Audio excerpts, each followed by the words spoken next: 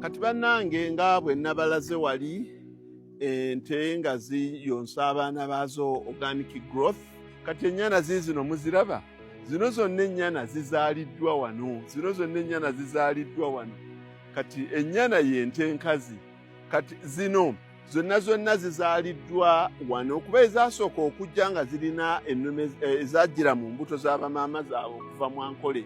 Ezo quality si ye yali gye njagala. Kati kwe kugula ennume yange, ennume ziri bbiri.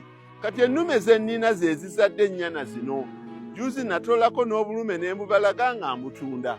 Kati nsigazzaawo ennyana zino enkazi. Eziguraduating ezikulamu kuba zino ennyana ziri wakati w'emyezi mukaaga n'omwaka gumu. Zino ennyana olw'okuba zikula nnyo weewereza omwaka ng'etuuse okuwaka ng'evaamu wano ng'egenda wali awalala. Kati zino zigenda kweyongera okwezaaza nga zeeyongera ne zikoma okweyongera bwe zityo nga gw'ozaazaamu. Kati kyekyo kye tuyita organic growth. Organic growth kwe kubanga ebizinesi yeekula naye ng'ekula yeeyongezaamu yokka. Kati ennyana oziraba zino zigenda kuba za mutindo gwa wagguluko okusinga ziri ze najja mu Ankole. Kati ze nagula mu Ankole ezajjiramu omusaayi era gwali si gw'amaanyi paka lwe nagula ennume ezange, ennume bbiri. Kati ze zizaala zino zonna oziraba nti kati omusaayi gukyuseeko.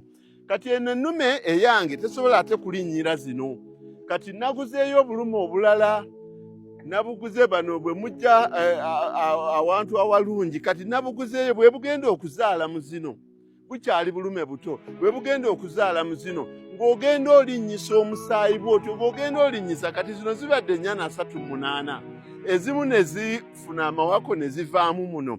Kati simple imagine nti nno ku kiraalo kyo ogenda oyongerako ente ezikuze ennyana ezigenda okufuna amawako 30. Eyo kye tuyita organic growth. Naye abantu bagenda ne bakyamuukirira nnyo. N'agenda n'atikka ennyo ente endala njagala lulyo luno bwe rutyo, so ng'olulyo osobola okulwezaalisiza wekka mpola mpola. Ekyo kye tuyita organic growth. N'omaliriza ng'ofunye ekyoyagala. Kati oziraba ente zino zonna zeebeerera mu mbeera yaazo nga bwe zaagala, zeesuulira wali. Tewaliiwo nnyo bundi oyo speed yakola bintu ate n'omaliriza nga kyoyagala okifunye. Kati bannange mulaba kino kyempita organic growth.